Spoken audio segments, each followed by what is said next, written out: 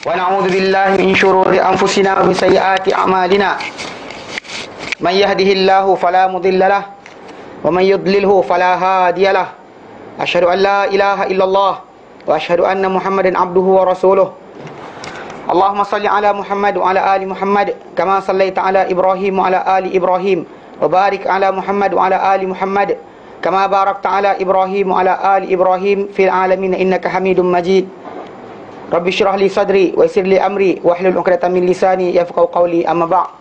Alhamdulillah, kita bersyukur kepada Allah, kita dapat lagi bersama-sama untuk kita meneruskan kelas pengajian kita berkenaan dengan kitabun nikah. Fiqh itu kitabun nikah dan kita Alhamdulillah pada minggu lepas sebenarnya dah ambil bahagian awal sebenarnya berkenaan dengan tajuk peminangan. Cuma saya tak terangkan secara detail lah pinang tu macam mana kan. Cuma kita bincang berkenaan wanita yang kita pilih dan sebagainya. Jadi dan kita terangkan itu berkenaan dengan wanita-wanita yang tak boleh dipinang. Siapa-siapa yang tak boleh dipinang dalam keadaan iddah yang boleh yang iddah yang dalam keadaan iddah yang bain. Maksud dia wanita tak ada iddah lagi pun dalam cerai kali ketiga ataupun kematian suami, tak dibenarkan untuk orang berkenaan dia berikan hint yang nyata dia berikan lafaz yang nyata untuk minang, tak boleh. Kalau yang dia kata dia lafaz nyata tak boleh tapi hint tak apa. Mana isyarat tapi jauh lah. Macam saya senang cari isteri macam itu. Mana benda berkenaan tak ada masalah. Tapi kalau dia kata dia direct pada wanita berkenaan, maka masalah. Pasal kita kata itu macam para ulama nyatakan, bimbang wanita berkenaan kerana dia sungguh sangat nak kahwin baru, lalu dia memendekkan tempoh iddah dia sendiri.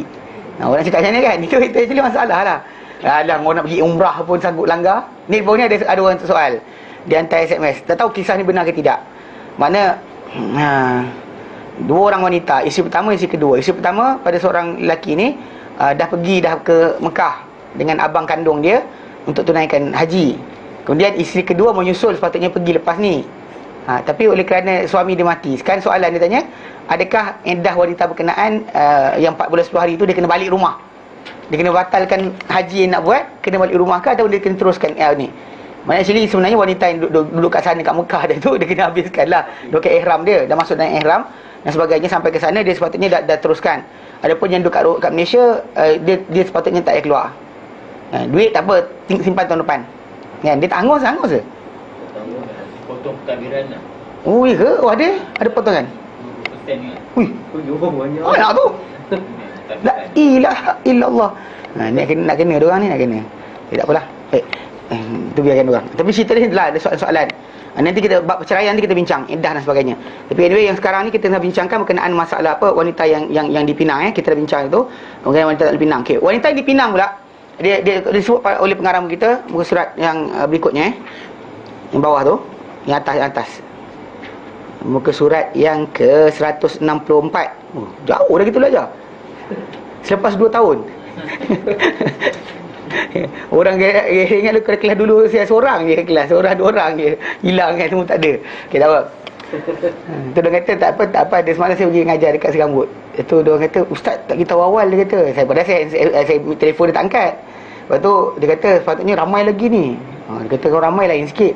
Dia kata pasal apa, pasal macam orang bersilat lah. Bila makin ramai tu rentak dia lain. Saya kata ni silat tak ada bunga. Dia kata kalau datang seorang pun saya ngajar, dia kata. Tak ada masalah, tak ada hal je. Dia gelak dia orang. Baik. Berkata pengarang buku kita rahimahullah, wan nisa'u 'ala darbain. Wanita ni yang didirikan sebagai apa? Yang nak dipinang atau nak dinikahi ni ada dua kumpulan, dua bentuk, berdua bentuk. Sayyibat wa abkara. Sayyibat, wanita-wanita yang telah dikahwini, maksudnya janda-janda. Wal abkar dan juga wanita-wanita yang anak dara. Fal bikru, apa anak dara ni, yajuzu lil abbi wal jaddi ijbaruha ala nikah. Dibolehkan untuk bapa ataupun datuk memaksa dia untuk perkahwinan. Dan ini berlaku zaman dahulu sebelum masuknya hak asasi wanita. Suhakam dan sebagainya lah. Di zaman dahulu. Jadi macam kita katalah, asal zaman kita sekarang ni memang banyak orang cakap, dia kata ialah pemilihan sendiri itu terbaik kerana cinta dan sebagainya. Itu filem sebenarnya. Kalau realiti masyarakat tak jadi. Banyak orang kahwin kerana cinta tapi lepas tu cerai. Sebab expectation tak sama kan. Pasal ketika tengah promosi kan, promosi tu. Tengah promosi semua cantik, semua elok, semua baik. Yang lelaki tu tak buncit pun. Lepas promosi kan, dia hantar gambar besar ni je. Pasal ni je, tak nampak bawah perut. Memanglah tak nampak. I tengok gambar you tak buncit. Kenapa buncit? Dia kata. Kan contoh macam tu lah. So konsep dia memang yang ketika itu expectation salah. Macam kita terangkan tu, orang tu kalau nak tahu orang yang dipinang, dia kena check melalui keluarga dan sebagainya. Tanya kawan-kawan dia siapa. Tengok macam tu. Persekitaran termadai. So wanita-wanita yang anak dara ni boleh dibolehkan untuk bapa atau datuk memaksa dia kahwin. Actually benda tu maksud dia dalam maslahah lah. Kalau dia kata wanita berkenaan tuntut kepada mahkamah, minta dihalang, dia boleh halang. Maksud paksa-paksa. Macam dalam hadis Nabi SAW, bila seorang wanita jumpa Rasulullah SAW, dia kata, bapa aku kahwinkan aku tak suka. Lepas tu Nabi kata, kau nak fasah ke? Tak, dia kata, aku nak tahu hak aku saja. Dia kata, nak tahu hak. Mana dia ada hak untuk sekat diri dia daripada dikahwinkan. Tapi dengan mahkamah. Dengan mahkamah. Mana bukannya nikahkan yang suka hati. Wasayyibu, dan wanita yang janda pula, la yajuzu tazwijuha illa ba'da bulughiha wa izniha. Tidak boleh tazwijha, dikahwinkan dia illa melainkan ba'da bulughiha, setelah sampai kepada dia disampaikan kepada dia maklumat berkenaan, wa izniha, dan dia izinkan. Tapi macam kita kata tadi lah, yang sebenarnya anak dara pun dalam Islam dia ada hak. Mana dia biasa dia diam, suku tu hak. Mana diam tu adalah tanda dia setuju dan pernikahan. Maksudnya kan dia kata zaman sekarang kena tantangan. Kalau wanita tak tantangan tak boleh sebenarnya. Tak sah, takkan sah. Kalau bapa ada paksa sekalipun, kena tantangan tak datang, maka tak sah perkahwinan, tak dapat dinikahkan.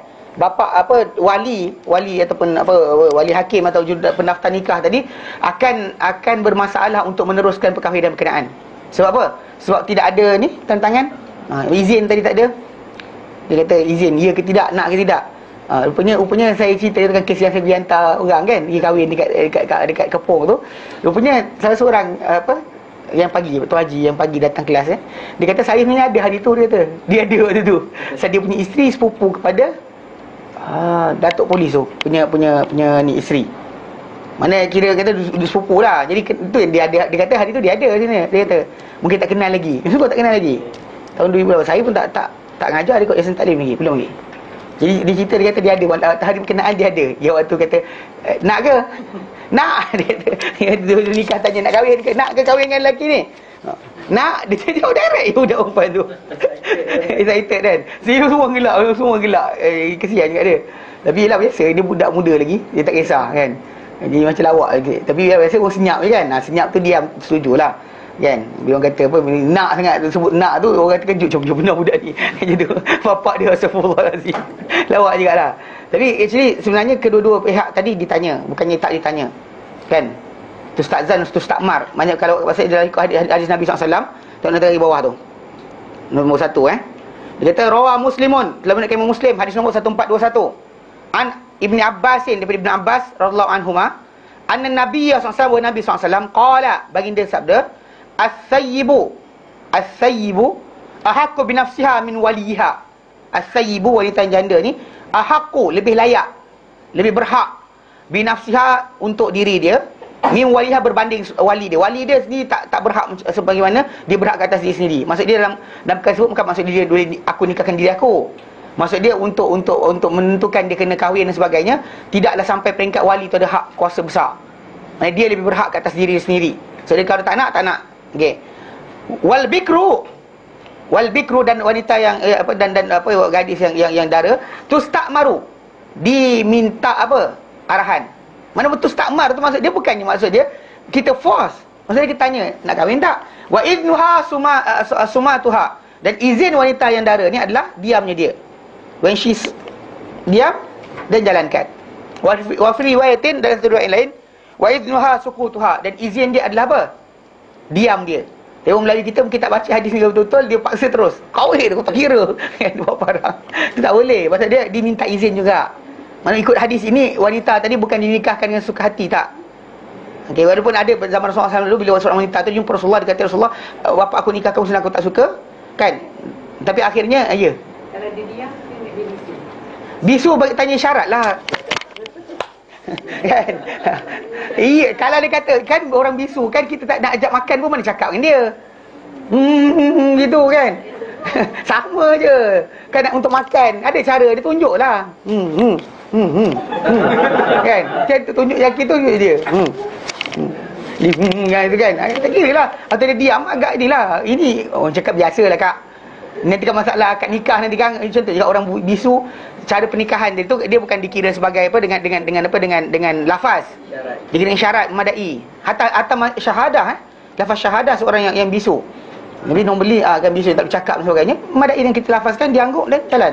Bukan perlukan kepada dia kena tulis dulu ke belajar bahasa syarat. Asyhadu Allah yang bahaya tu kan. Kalau saya ingat kan saya cerita kat Yaman, kalau dia kata presiden ni Rais, Ra'sun kepala, Rais, ni tu bahasa Arab punya bahasa syarat lain, yang Melayu punya lain, Inggeris punya lain. Setiap negara ada bahasa syarat asing-asing tau, yang memang suka hati dia pakai. Salah maksud nanti dia tak boleh sama, faham tak? Jadi tak langsung. Jadi ikut hadis ni sebenarnya memang ada minta pendapat, tanya.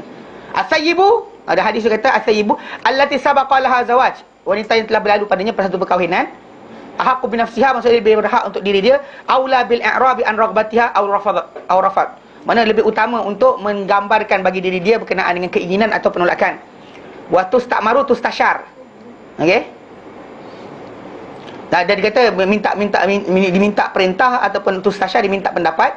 Walaisat musyawaratuha mulzamah, tapi bukanlah musyawarah dengan dia ni adalah benda yang dimestikan. Contoh macam kes macam bila Umar bin Khattab anhu kan dia pinang anak Ali, Ummu Kalsum. Dia hantar anak ke sini. Lepas tu bila anak tu datang hantar kan, jumpa Umar pandang atas bawah kan, atas bawah sampai kan. Lepas tu bila balik dia kata setuju kan. Lepas tu Ummu Kalsum kata pasal Umar ketika dia mati, isteri dia yang tu adalah isteri anak Ali. Jadi bila dia kata, yang kelakarnya bila Ummu Kalsum kata kalau bukan Umar, lama aku cucuk mata dia. Cakap dengan bapak dia balik. Kan, tak tahu apa pasal Umar panggil. Panggil Umar tengok atas bawah. Pasal dia kata pandang untuk perkahwinan dibenarkan. So tengoklah atas bawah, tengok. Ini masalah. Itu masalah Umar tengoklah. Tapi gaya tu kan saya tunjukkan. Maksud dia tengoklah. Dia tengok atas bawah. Macam Nabi SAW bila wanita tu kata ahibulaka nafsi, mana aku serahkan diriku pada engkau. Mana engkau nak kau kahwin aku atau kau kahwinkan dengan siapa yang kau nak. So Nabi pandang atas bawah, Nabi tundukkan kepala. Maksud dia tak nak. Tapi actually tengok tu mesti berlaku. Okey, yang kita bincangkan itu. Tapi macam kita terangkanlah, maksud dia wanita yang anak dara ni masih lagi ada hak. Ada hak. Bukannya semestinya berjalan dengan macam yang dia nyatakan. Ni baru ni ada jadi kes ada orang jumpa saya, dia kata satu family tu dikahwinkan anak dia, menantu dia tu daripada Iran, keluarga datang dari Tehran dan sebagainya, datang dari Tehran. Dia kata saya pandang, dia kata jumpa kat mana? Jumpa kat college. Saya kata sepatutnya kena beritahulah anak ni tadi siapa yang pilih suami sebagainya. Tapi mak-mak zaman sekarang ni dia takut anak lari rumah. Tak apalah, kau kahwinlah siapa kau nak, dia kata. Saya fikir tak tahulah Syiah ke apa, tak ada agama langsung. Dia actually sini di Iran, kalau dia kata orang tu kaya sangat, dia keluar agama terus. Serius. Dia kaya, dia keluar agama terus. Tak patut langsung syariat Islam. Keluar tu bebas merdeka, habis tak ada langsung. Kalau yang kata miskin tu yang biasa digula-gulakan dengan faham Syiah ni, yang miskin, yang miskin tak cukup duit dan sebagainya, dia bagi bantuan sekian sambil macam tadi lah. Itu cerita dia. Baik, jadi dalam perminangan ni, kalau di Malaysia, kalau di tanah Arab, Pinang tu biasalah cakap aku nak kahwin dengan engkau dan sebagainya, dia direct je. Dia kan dia kata kalau di Malaysia ni ada adat-adat dia. Okay, first biasa orang akan hantar merisik. Merisik tu maksud dia pergi tanya orang ni dah ada anak ni dah ada orang ke belum. Maksud dia zaman kita sekarang nak merisik tadi setakat syarat je. Zaman dahulu datang daripada tu menentas belantara. Datang tak call dulu. Dia tengok datang depan rumah. Siapa ni? Assalamualaikum, saya ni sikit. Dia macam tu zaman dulu. Zaman sekarang ni call dulu, datang tu dah siap makanan dah. Kan? Dah siap catering dah, siap ada kemah lagi. Kan? Orang dah ada dah siap-siap dah. Mana dah menanti dah orang datang. Yang duk umpan tu pun tahu ada orang risik dia. Ini zaman dulu tak ada, tak tahu. Dia macam apa busang menjanggut dia datang. Tu ambil. Kami nak ambil anak awak, dia kata kan. Apa? Dia kata keturunan ayam Belanda. dengan etik serati gila. Itu pasal dia datang tu dari Pinang. Macam tu lah zaman dulu dia tanya khabar. Tanya dulu ada ke tidak. So jadi kalau dia kata ada, kan dia kata tak ada, dan dia tak cincin tanda. Dia Malaysia tu cincin tanda. Orang tu tanda dulu. Ni saya tanda dia kata. Lepas tu dia buat janji pula. Berapa bulan lagi nak datang. Zaman kita sekarang tak ada masalah. Siap terus dah. Okay, bulan sekian dia mesyuarat bila nak tunang. Kalau budak tu kahwin tengah belajar lagi, bila nak buat. Urusan tu lah. Jadi ketika peminangan, bincang kali kedua pula bila nak buat perkahwinan. So biasanya kalau normally di dalam masyarakat kita biasa 3 kali lah jumpaan. jumpaan pernikahan last sekali. Mana mula berisik, kemudian pinangan, kemudian last sekali nikah. Habis ada satu lagi, bersanding. Ada 4 lah. 4 program. Dia orang beli lah. Masyarakat kita ada 4 program lah. Itu actually eksesif lah. Boleh lebihan. Kalau kata tak ada pun tak apa. Yang penting tadi iklan nikah kena buat Mana iklan nikah panggil orang datang, bagi tahu pernikahan tu berlaku dan sebagainya.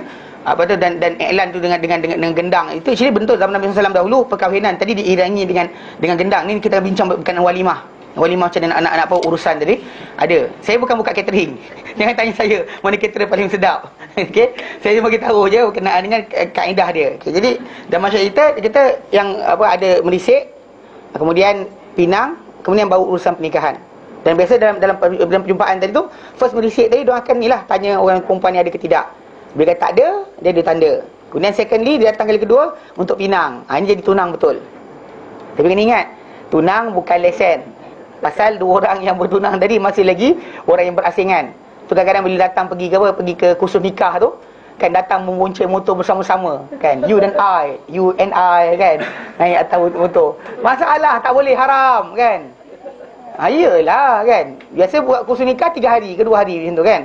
So hari pertama datang, hari kedua datang. Jadi tapi pihak yang menganjurkan tak nak cakap banyak, takut nanti kan orang tak datang tempat dia. Dibantai kau-kau balik-balik menanya tak datang lepas tu. Rugi dia. Pasal penganjuran kursus nikah ni actually semua Yayasan Taklim boleh buat. Nanti kita try apply. Dia boleh lesen lah. Actually pasal benda tu actually kita boleh buat, tak ada masalah. Mana kita speaker, diorang kadang pakai speaker tak datang mana dah. Mengajar tahu benda dah. Orang suruh ajar kursus nikah, dia ajar bab berkenaan dengan benda lah, dia cerita pengalaman pribadi dia lah, dia pergi terbang ke mana lah. Boleh betul. Masalah kan. Sebenarnya actually pembentangan dia tajuk tadi lah. Mana actually perundangan hak suami hak isteri. Benda tu yang penting dibincangkan supaya orang tahu. Kan nak suruh belajar datang masjid tak datang dah. Datang kelas jarang-jarang ada kelas kursus nikah lama-lama kan. Biasa satu hari terus habis balik. Ni kita lama sikit pasal kitab fiqah kita belajar. Ya? Itulah. Asal nanti tengok macam ni. Betul dia marah gitu orang. Okey. Jadi dia akan datang pinang, dia tanda, maksud dia dekat sini yang bila asal tanya tadi masih lagi belum ikatan habis Tapi biasa orang Melayu tinggal cincin tanya.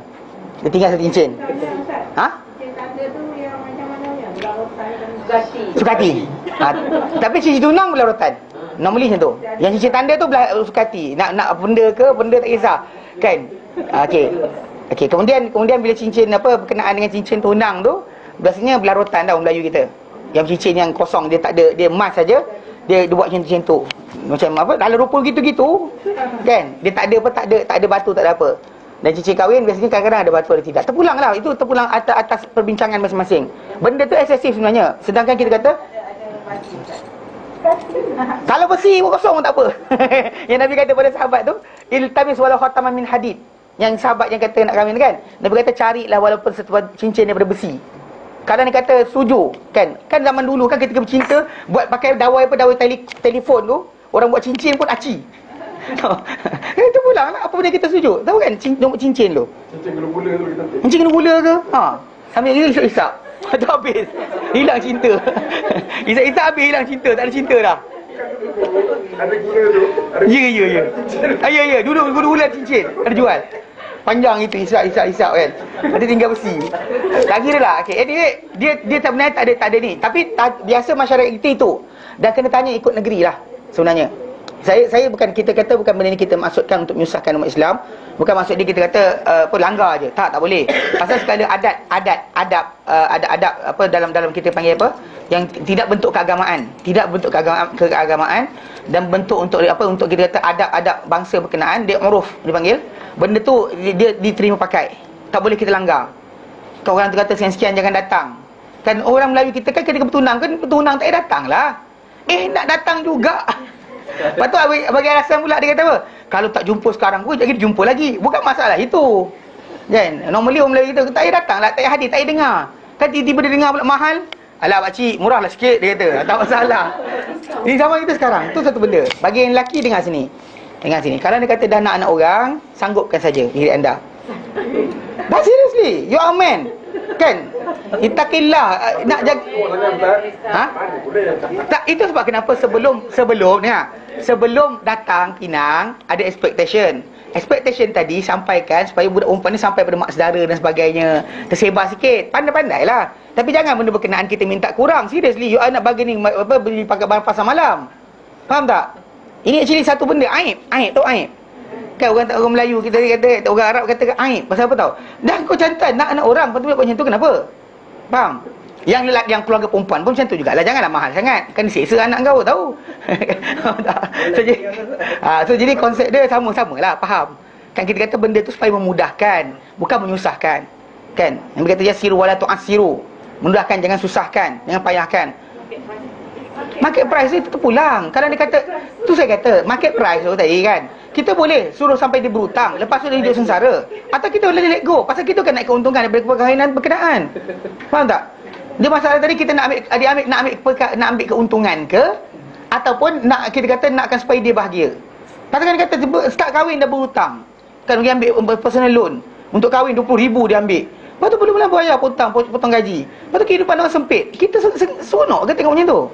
Kadang-kadang actually expectation tadi, dia benda tadi maksudnya kita ulang balik, bukan kebahagiaan dengan kereta dan rumah dan sebagainya. Kadang-kadang ada rumah ada kereta pun, tapi kadang-kadang orang tak bahagia juga. Kan tengok lelaki, tengok bini tengok lelaki, attention. Kan? Benda-benda kena faham. So jadi jangan buat macam tu. Mudahkan. Nanti kita akan belajar berkenaan dengan masalah ni, ya mahar. Mahar nanti kita bincang.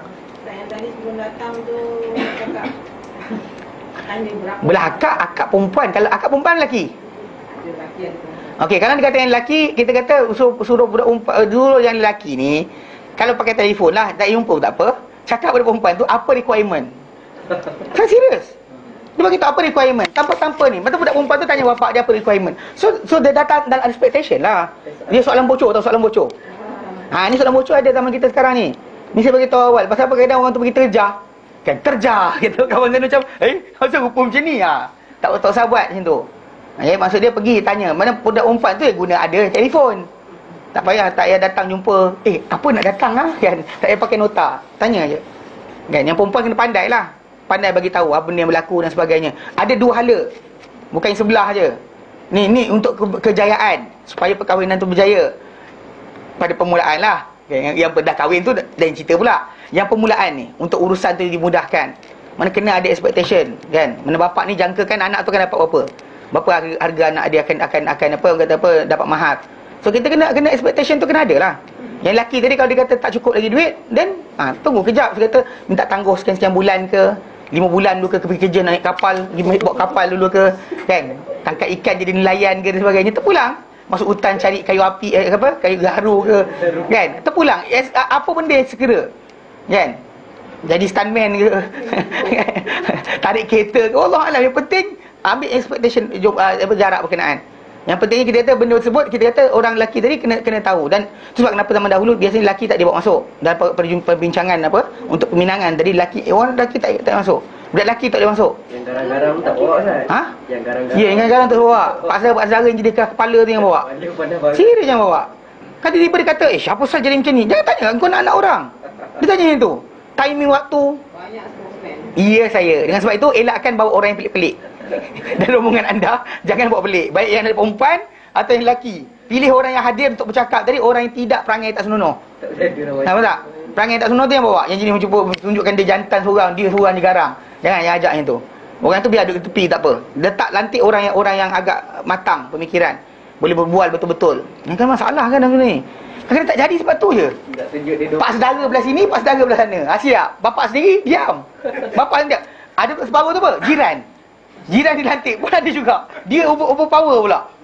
Ni dia macam tu lah. Dia kecoh. Ni problem lah. Jadi itu sebab kenapa kita kena lantik wakil yang bercakap seorang, yang semua cakap. Masalah juga. Yang jadi parlimen, dia menjerit, tak tahu apa benda ayat dia. So jadi seorang cakap, wakil lelaki, wakil perempuan. Tapi kaedah ada 3 tadi. Mana hari pernikahan tu kita bincang lain Okey. Okey, jelas Nanti bila sampai bab berkenaan dengan berkenaan dengan pernikahan ataupun contoh macam bab berkenaan dengan tu, kita akan bincang bab mahar. Mahar dia kena bincangkan. Mahar. Mas kahwin. Dia bincang kemudian. Okey? Banyak ke sikit kena minta, nanti kemudian kita bincang. Tapi faham prosedur di Malaysia atau masyarakat kita macam tu. Orang Arab dia cakap mulut biasa, kemudian datang Pinang bagi cincin, kemudian letak dia bila dah bertunang tu, dia bagi tempoh tau, berapa lama. Bukannya dah bagi cincin, go with the flow. Tengok, kalau cepat-cepatlah, kalau lambat-lambatlah, tak. Terus buat perkiraan bila nak dilangsungkan perkahwinan tadi. Kalau kita tanya tu, tanya je lagi, kan, belum lagi apa-apa. Kalau lewat sangat, orang tu tolak tu, ambil orang baru pula. Faham tak? Yang dekat bahasa kan, kita kata, bila kita kata apa, cok, kan, cok aku dah ambil perempuan ni, mana ada tempoh dia. Normally dalam pertunangan diorang akan bincangkan, dan seelok-eloknya jangan panjang sangat, jangan tangguh lama sangat. Ni tangguh. Kecuali seorang tu duduk dekat luar, kutub utara, seorang duduk kat kutub selatan, tak apa, dalam mana pun tak kisah. Okay, tapi makin tapi kalau kata dekat-dekat tu saya buat pasal benda-benda tadi akan bawa kepada tak elok lah. Dan bahkan satu benda kena sebut, mana orang yang dah bertunang dan sebagainya, jangan sering jumpa, nanti jemu. Tak serius. Itu satu benda kita tahu. Banyak orang tak faham bab ni. Dia kata bila keluar dan sebagainya berjalan-jalan tu, dia jemu sebenarnya. Dia tak ada misteri. There's no mystery. Masa perempuan tu cuba batuk macam tu kan, dia batuk keluar lidah ke tak keluar lidah. So kalau dia kata dah asyik jumpa keluar, kita akan jumpa orang tu macam mana, batuk ke batuk kan. So jadi akan nampak. So jadi misteri itu simpan. So jangan keluar kerap. Jangan keluar kerap. Ini pesanan. Batuknya gitu. Dia keluar, lama-lama keluar, tak boleh tahan kan, kentut dan sebagainya akan keluar. So jadi actually simpan misteri tadi untuk hari perkahwinan. Daripada kahwin betul, macam ni bini aku rupanya, perempuan, laki aku macam ni. So better jangan jumpa kerap sangat. Itu sebab kenapa dalam Islam ni kita, dating is actually not in Islam. Bawa mana pusing sekalipun, kepada mana-mana mazhab sekalipun, tak ada mazhab kata boleh dating. Macam mazhab Malaysia sekarang ni, ustaz-ustaz dekat universiti ajar, tak apa, dia kata kalau dalam environment yang control environment, you can dating. Saya nak detuk kepala ustaz ni. Tak serius. Ada budak-budak teratang tanya soalan, saya kata biar benar. Dia kata tapi ustaz dekat tempat kami kata tak apa. Ni nama dia. Tak tahulah, dia kata control environment maksud dia dalam tempat public tadi. Macam public still Nabi kata kan, innallaha kataba 'ala ibni adam hazzahu min az-zina. Mana Allah Ta'ala tulis habuan anak Adam dosa zina tadi, Allah tak tulis kat atas dia la mahalata, mata berzina, zina mata ada lihat. Tapi kalau kontrol, ada saudara datang, tak apa kot. Tapi berapa kali? Mana? Alah, abah ikut sekali, ajak makan. Dia bawa sekali, bawa adik yang paling tak faham. Adik tak kerti apa, datang temankan. Pergi mana? Pergi teman kakak je, akak nak jumpa power kan. Mana boleh macam tu? Nak bawa yang tua-tua lah. Bawa abang pun betul, dia bawa control environment. Dia nak cakap benda bukan-bukan pun fikir 10 kali. Tak ada bahasa, dia kena letup kat situ kan. Datang kau ajar cakap dengan kakak aku gini kan. Masa dia orang tu kena dewasa. Tu sebab kenapa yang penting ni mahram tadi bukan budak-budak bawah umur. Bawa budak umur kan, seronok lah bawa umur. Adik lah ikut abang kan. Tak apa, bagi gula dia. Adik main jauh, main jauh bawah bukit. Kalau abang nak sembang kakak, adik main. Itu mana benda tak seronok. Itu jadi kes dulu apa, cerita berlari ke langit apa tak. Kan dia pergi lepak atas bukit berduaan. Lepas tu yang tablik ni pun tak pandai juga, kan datang-datang memarah. Kemudian tiba-tiba perempuan tu kata apa, bapak saya pensyarah Universiti Madinah, saya ada ijazah daripada UIA, saya tahu halal haram. Lepas tu saya bukan berduaan. Tiba-tiba adik dia, abang bawa bukit. Bodoh betul. Duduk lepas tu dia seorang atas dengan bawah kan. Lepas tu dia tak berduaan, duduk atas dia tak berduaan, seorang dekat bawah. Apa nak bangang sangat kan. Ini salah dia. Jadi kalau mahram tadi, actually environment, control environment dalam zaman pertunangan tadi, tidak macam tu kan. Control environment tadi macam tadi kata orang dewasa lah. Datang sekali makan, tak ada masalah lah, ramai datang makan kan. Mana jemput sekali makan, panggil Pak Mutu datang makan KFC, ajak makan, duduklah sekali makan sambil-sambil tu. Tak boleh mata kita jeling lebih sangat, kita pun malu. Ini kalau adik nampak tu ada playground. Itu kurang ajar nama dia, faham tak? Haram hello. Dia actually memang dia mana ada orang nak sembang benda-benda kan. Dia actually control environment, itu maksud dia. Bukan maksud dia di public orang duduk diam tak cakap seorang. Mana orang dengar? Kan duduk tepi-tepi. Yang Ustaz Fadil cerita, dia kata kadang budak-budak tu kan, dia bawa anak-anak dia. Kemudian bila dah bawa anak-anak dia kan, lepas tu dua orang ni duduk couple duduk peluk. Lepas tu dia tegur kan. Lepas tu couple tu buat macam kurang ajar. Dia kata nak pukul je. Dia kata fikir 10 kali dia kata. Ustaz Fadil garang sebenarnya, tapi dia buat gaya macam tu sikit. Tapi actually benda tu betul. Kita tak boleh benda berkenaan jadikan sebagai benda biasa dalam masyarakat kita. Faham tak? Kita ni, masyarakat kita ni ada adab dan sopan. Kan lepas tengok cerita filem Mak Saleh jadi masalah macam ni. Kan semua boleh. Dulu 80-an tu kan nak datang jumpa pakai bawang tu. Kan ke arah ni. Dad, uncle, I'm taking your daughter, okay? Kurang ajar kan. Apa sal? Ha? Bukan macho nama dia, bangang. Kan? Actually kalau betul berani kan, kalau betul nak, contoh katakan tunang dia tak ada. Ada kawan saya. Macam dia bertunang kan. Lepas tu bakal pak mentua kata, datang dalam rumah. Tunang tak ada, tunang dia dekat Melaka. So dia pergi. Tinggal rumah pak mentua 3-4 hari. Bakal pak mentua 3-4 hari. Ikutlah orang tu pergi kerja dan sebagainya. Ikut 3 hari. Baru macho. Bukan ada awet tu kat situ. Kan bukan tunang tu ada, tunang tak ada kat rumah. Tapi dia pergi ikutlah pak mentua duduk jalan tengok orang tua tu macam mana. Orang tengok dia punya karakter macam mana. Kalau saya tak puas hati, awal-awal putuskan mudah. Kan? Aku tak suka lah kau jadi menantu aku. Mudah alhamdulillah kan. Ini dah kahwin nanti kamu menyampah. Buat apa benda? Tak guna. So konsep keseluruhan tu penting. Dan tu sebab kenapa bila kita kata menantu tadi, bakal menantu tadi mesti orang yang mak betul bapa mentua suka, penting. Sebab jadi kalau dia kata lepas perkahwinan berlaku kemudian pak mentua tak suka, mak mentua tak suka, actually masalah. Konflik. Actually walaupun benda tadi kita kata luar kan, mungkin dah pindah rumah lain pun, still dia akan efek kepada keluarga berkenaan. So perempuan pun terasa jugalah bila tak nak pergi rumah keluarga dia. Kena pula bapak dia macam panggil macam tu. Jadi lelaki dia kata, aku tak jumpa ke bapak engkau. Payahlah dia kata. Kan nampak tak senonoh. So in the end benda tu akan renggang. Walaupun sayang mana pun dia akan putus. Faham? Yang sebab itu kita kata konsep tadi kena faham. Yang lelaki tak usah ngorak perempuan dulu, ngorak bapak mentua dia. Orang tua kan pergi tolong. Kalau dia kata suruh angkat balak, angkat kan. Time tu dulu lah nak kahwin. Semua orang suruh buat. Faham? So konsep dia pernikahan, pertunangan adalah tempoh period sebenarnya untuk sebelum perkahwinan berlaku, pernikahan berlaku. Tapi tempoh dia adalah tempoh yang dipersetujui dua pihak. Okey, faham Baik, sambung. Kali ikut 3. Kali ikut yang tadi 3. Penuh lah yang Reset satu cincin. Ya. Satu pinang untuk perempuan lagi. Ya. Satu nikah lagi sama. Tak ada, lelaki tak payah tak apa. Lelaki tak payah, perempuan je. Lelaki ni tak payah pakai cincin sebenarnya. Okey, tapi jelas maksud asas tadi itu semuanya kena bincang dulu. Tanya pihak perempuan nak apa. Normally kena tanya apa yang dia nak. Kan, apa nak patut bawa. Dia kena tanya, bukan jangan buat apa gangster masuk rumah orang, tak boleh. Kan, kena reject pun tahu. Faham? Tu sebab apa bakal bertunang dia tak boleh hadir. Dia bukannya benda tu mesti ikut apa yang saya sebut tadi. Normally tu. Tapi ikut negeri lain-lain. Ada negeri sampai 5 cincin pun ada. Tak, betul, serius. Tahu lah. 5 kali datang lah. Sekali hantar 2 ke, wallah alam situasi.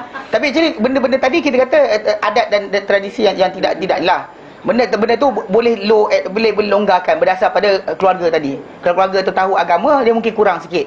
Kalau keluarga tu tak tahu agama, dan mungkin dia bebankan macam-macam pada bakal menantu dia. Okey. Baik. Fasal. Ni berkenaan panggil baru. Wal muharramatu bin nasi 14. Wal muharramat, wanita-wanita yang diharamkan kahwin bin nasi, secara nas, secara teks.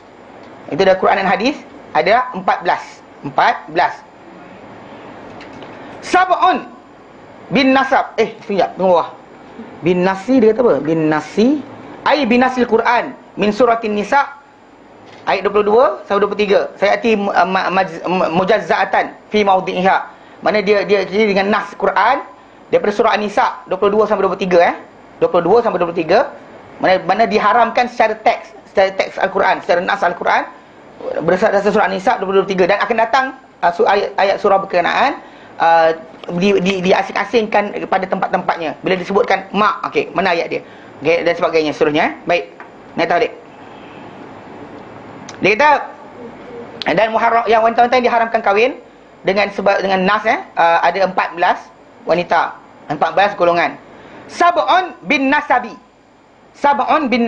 7 dengan sebab nasab. Ini maksudnya keturunan. Nasab nasab. Itu keturunan lah.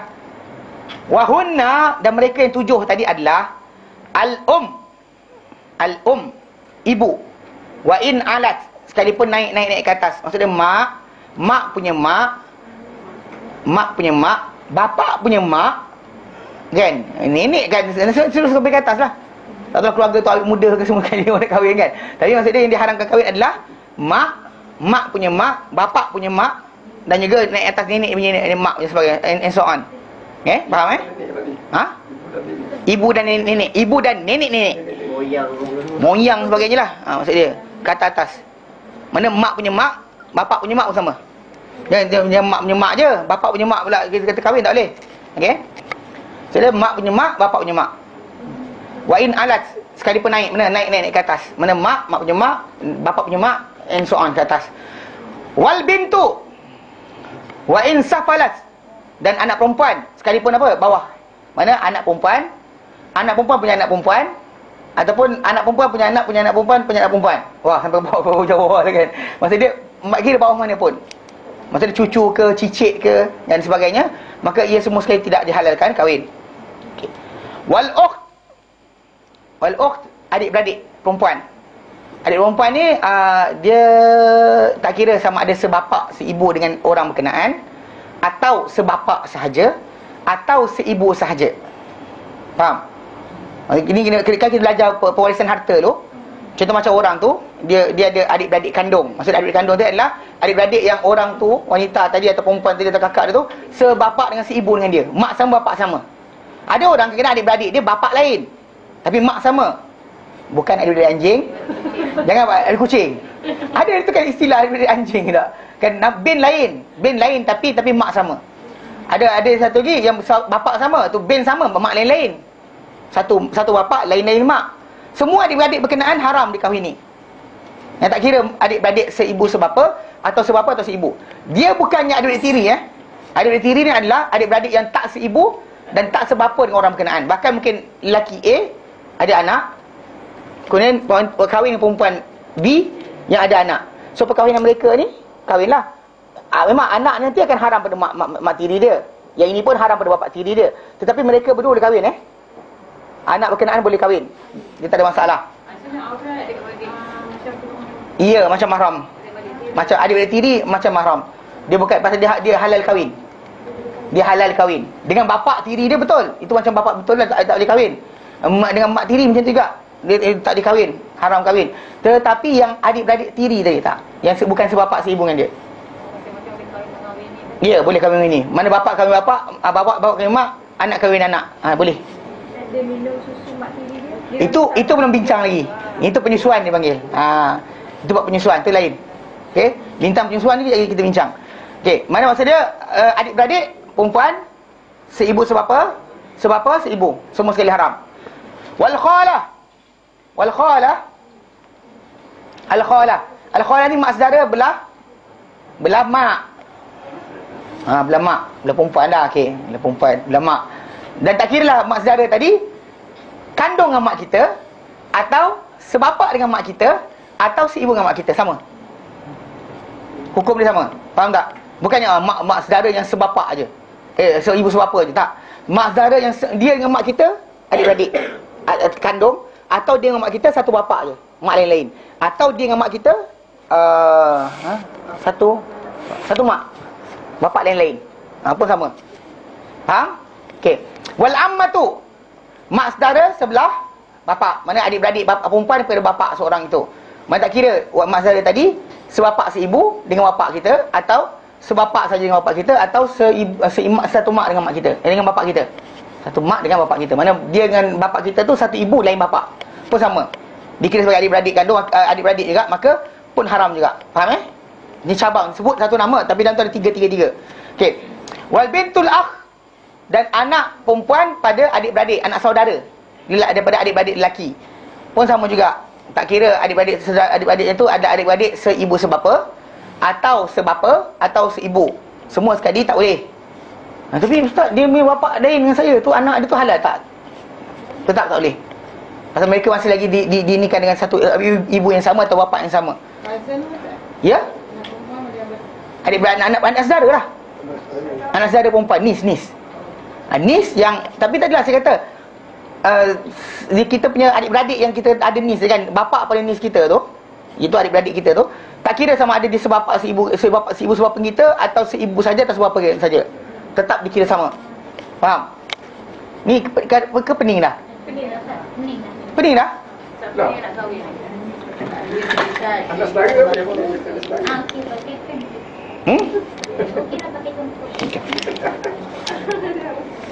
Okey.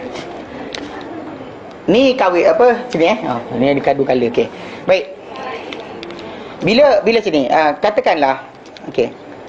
Dia ni kahwin dengan yang ni. Dapat anak yang ni. Okey. Dapat anak ni Lepas tu yang ni actually confirm lah kita kata. Okey, yang bila sebut berkenaan yang contoh macam kita kata apa anak saudara, maksud dia ada adik-beradik. Yang adik-beradik ni ada anak. Betul? Okey. Sekarang ni adik-beradik dia ni tadi ada tiga kedudukan. Sama ada adik-beradik kandung seibu sebapa atau sebapa sahaja. Maksud dia dengan adik-beradik dia tadi satu bapa lain mak. Satu bapa lain mak. Ada kan? Okay. Ataupun lain bapa lain satu mak lain bapa. Mana mak tu kahwin dua. Bukan kahwin dia serentak. Kahwin, cerai, kahwin lagi. So jadi kahwin adik-beradik tadi adalah adik-beradik semak lain bapa. Jadi sekarang ni anak saudara tadi tak kira sama ada adik-beradik yang dikatakan adik-beradik tadi, dia satu kandung dengan orang berkenaan atau satu bapa saja dengan orang berkenaan atau satu mak yang berkenaan, anak adik-beradik tadi semuanya haram. Macam mana adik perempuan tadi yang kita tak adik perempuan sister kita yang seibu sebapa haram kahwin. Yang sebapa saja, mana dia dengan kita kongsi bapa, mak lain-lain pun haram kahwin. Faham tak? Kan contoh macam ni, kongsi bapa lain mak, maksud dia mak lain-lain, binti sama dengan kita. Tapi bapa dia, mak dia lain. Mak dia Halimah, yang ni Aminah. Faham? Faham tak? Okey. Okey, sekarang ni bila kita sebut yang tu, mana bapa satu, mak lain-lain. Dia ni adik-beradik perempuan kita juga. Dia bukan adik-beradik tiri. Adik-beradik tiri ni adalah adik-beradik yang lain mak lain bapa. Tanya kau ni mak kau siapa? Ni, bapak kau siapa? Lepas tu saya tanya, mak bapak kau siapa? Ni, mak kau siapa? Okay, then tak ada salah. Tapi kalau dia kata dia kongsi mak atau kongsi bapak, dia tetap adik-beradik betul. Dia bukan adik-beradik anjing. Dia istilah kucing ke? Burung dah haram tu. Kan? Dia sebut adik-beradik babi dia masalah. Kan? Tak boleh. Istilah dalam Islam Melayu mungkin keluar pelik-pelik macam tu. Tapi sebenarnya yang timbul adalah orang tu dikira adik-beradik betul. Walaupun berlainan mak atau berlainan bapa salah-seorang Kalau lain dua-dua sekali dah orang luar. Berlainan dua-dua sekali orang luar lah. Mak dia lain, bapa dia lain. Ni mak dia bapa dia di sini. Lepas tu mak sini. Yang tu bapa dia orang sekian, mak dia sekian. So diorang sekian ni orang bersaingan. Tapi kalau yang kongsi adik bapa atau kongsi mak tadi tu sama, itu adik-beradik betul. So kalau perempuan tu haram dikahwini, adik-beradik kita yang sama macam tu juga. Maknanya adik-beradik lelaki kita yang satu kandung, yang bapa sama mak sama, atau yang bapa lain mak sama, atau mak lain bapa sama. Okey? Maka itu semua tadi sama. Anak-anak perempuan diorang anak saudara betul. It's considered as true nephew niece. Bukannya dikira sebagai ni yang lain atuk engkau lain. Tak, nenek sama. Tak kira. Faham? Clear? Okey, baik. Tak faham angkat tangan. Okey. Dia betul kadang-kadang sebut lafaz je.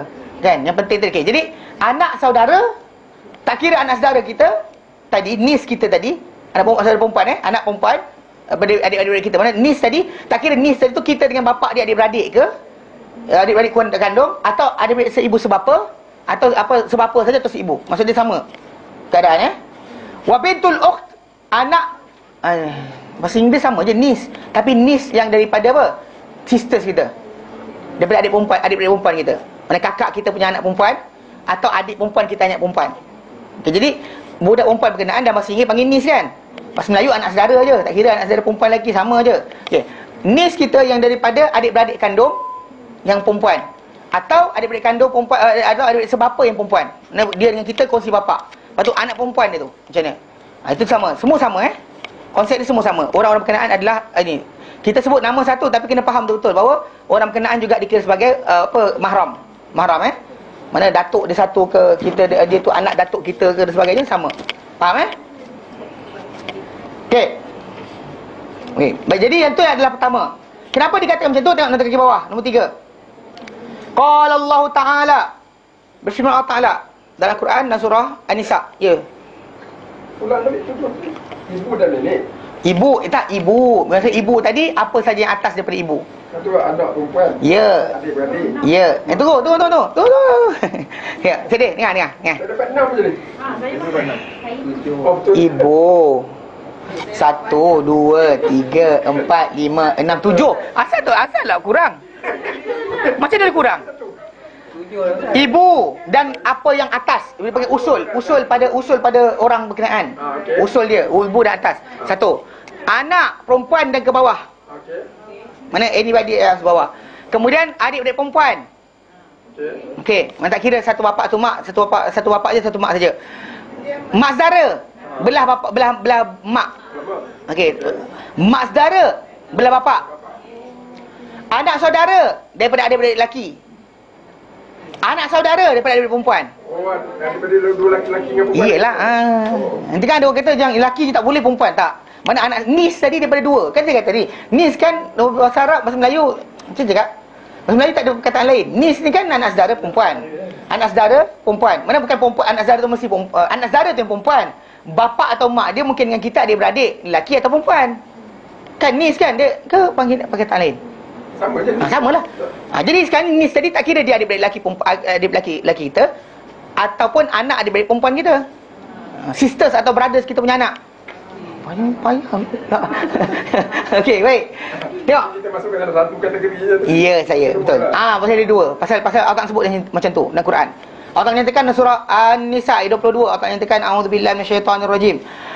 Hurrimat 'alaikum ummahatukum wa banatukum. Hurrimat 'alaikum ummahatukum. Diharamkan atas kamu ibu-ibu kamu. Ibu kamu kan maksudnya mak kamu banyak. Mak kamu yang lahirkan satu, tapi mak yang pada mak pada bapa dan sebagainya. Okey. Wa banatukum, dan anak-anak perempuan kamu. Mana anak kamu yang anak lahir atau anak perempuan kamu punya anak. Atau anak lelaki kamu punya anak perempuan daripada anak lelaki kamu. Semua sekali. Yang kita kata macam anak-anak perempuan. Cucu perempuan tak apa kot. Tak, bawah turun terus. Tak turun terus Wa akhawatukum, dan adik-beradik perempuan kamu. Mana saudara-saudara wanita kamu. Mana adik perempuan kamu. Yang tak kira macam kita tadi.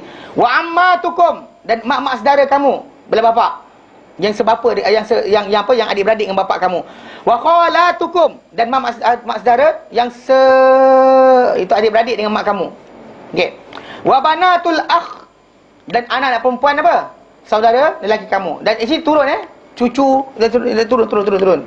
Mana maksud dia terus turun. Mana anak saudara punya, mana nis kita punya anak pun tak boleh. Faham tak? Wa banatul akh, adik-beradik kepada adik-beradik lelaki kita. Okay, daughters of our brothers. Okay. Ni cakap bahasa Inggeris. Daughters of our brothers. Okay. Wa banatul akh, wa banatul ukht, dan juga daughters of our sisters. Betul lah, daughters of sisters. Salah, betul. Kau terjemah aku. So bagi terjemah sendiri ke tahu. Okey dah. Okey jadi. Maksudnya gini, mana adik-beradik perempuan, anak-anak perempuan daripada adik lelaki. Okay. Jadi Allah Taala terang. Dan ingat turun sampai bawah. Mana cucu diorang dan sebagainya and so on. Yang kita kata anak tu tak boleh, cucu dia tak apa, anak dia tak apa, tak boleh. Yang tu tak boleh. Faham Okey. Itu yang golongan yang pertama, yang tujuh yang pertama Tujuh yang pertama yang diharamkan dengan nasab, dengan sebab keturunan. Because dia kongsi dengan kita bapa, atau dia kongsi kita datang daripada dia, atau dia datang dari kita kongsi dia. Jadi itulah. Kan kita datang dari dia, atau dia datang dari kita, atau dia dan kita kongsi kongsi usul, ataupun dia tu hasil usul orang kongsi usul tadi punya anak, ataupun dia kongsi dia dengan bapa kita, mak kita, adik-beradik. Itu orang berkenaan. Itu dan nasab dengan nasab. Faham Okey. Terus sambung lagi. Wa ithnatan birrada', dan dua dengan sebab apa? Penyusuan. Dua dengan sebab penyusuan. Ithnatan birrada', dua dengan sebab penyusuan. Siapa? Al-murdi'ah, ibu yang menyusukan, wal ukht minar rada', dan juga adik-beradik perempuan, adik-beradik perempuan daripada penyusuan. Maksudnya dia dengan kita berkongsi ibu yang menyusukan. Kongsi mak yang melahirkan. Kongsi mak melahirkan itu nasab. Kongsi mak yang menyusukan. Kongsi susu. Okey.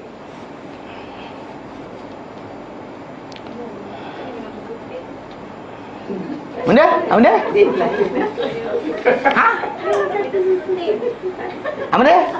Lepas tu kongsi. Lepas tu kita jadi susu dengan lembu. Ni boleh. Kan? Ni manusia. Ya. Maka ibu tiri dia jadi mak susu dia. Umur berapa? Umur berapa? Tak, dia tak kena faham. Umur berapa? Umur berapa? Umur berapa? Okey, actually sebenarnya benda tu tak, actually penyusuan itu tak penting sebenarnya, tak sepatutnya berlaku. Kalau dia kata berlaku sekalipun, macam dalam hadis Nabi SAW ada, Nabi kata apa? Nabi sebut berkaitan perkara tersebut, dan para ulama kata untuk pembolehan melihat. Maksudnya contoh macam orang tu dah dewasa pun, mereka dia dah masuk rumah dan sebagainya, dia kecil, dia bela, tapi tak pernah disusukan ketika kecil, dibenarkan untuk berikan minum pada susu wanita berkenaan, untuk menjadikan boleh perempuan tu tanggal tudung pun tak apa. Itu dipanggil membolehkan penglihatan. Itu tajuk lain. Tapi kalau untuk menjadikan betul-betul diharamkan perkahwinan dan sebagainya, hanya berlaku bila budak berkenaan dalam keadaan apa? Ketika tengah umur bawah daripada 2 tahun. Pada umur penyusuan. Dan 5 kali kenyang. Maksudnya 5 kali susu macam ni. Dia minum-minum, terlepas. Betul, minum-minum, dilepas. Betul, minum, dilepas. Maksud dia macam tu. Bukan maksud dia minum. Tak. Kan budak-budak kan, dia minum, lepas tu dia berhenti sekejap. Betul kan? Dia sambung balik kan? Maksud dia 5 kali yang tu. Maksud 5 kali penyusuan. Sekali je, sekali mengisap tu. Sekali susu ke 5 kali dia macam tu. Macam ni, maksud dia macam dia susu, dia kan berhenti. Dia berhenti kejap, lepas tu dia sambung balik. Dia budak macam tu. Dia tak ada macam nyusu straight macam tanggal-tanggal. Mana ada? Dia nak bernafas, pandang tengok orang sebagainya, kemudian nyusu balik. Itu dia kira 5 kali. 5 kali. 5 kali gap tadi. Ya. Tak betul turut ya, tak boleh. Ketiga hari ni, besok 2 hari, 2 kali tak ada masalah. Sebab 5 kali dalam masa 2 tahun. Dalam masa 2 tahun tadi. Betul. Dalam masa 2 tahun tadi, kalau dia kata ada 5 kali, benda? Minimum. Itulah minimum. Memanglah minimum. Saya bukan kata minimum, saya kata maksimum. Akak jawab sendiri apa? Faham Faham? So konsep dia itu penyusuan. Penyusuan. Ya.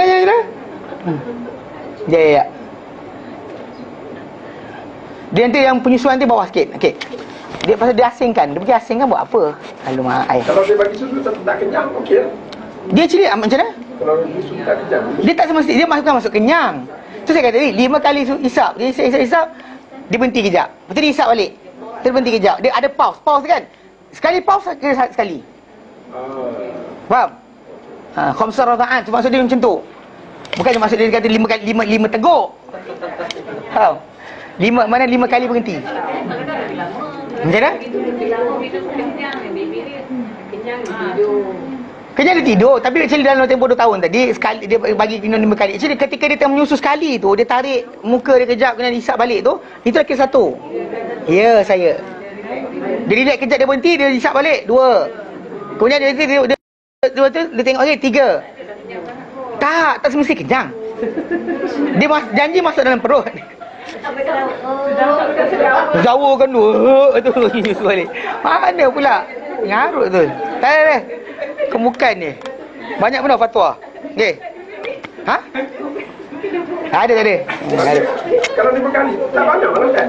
Tak semestinya banyak. Tu kita tak semestinya banyak. 5 kali dalam masa 2 tahun tu.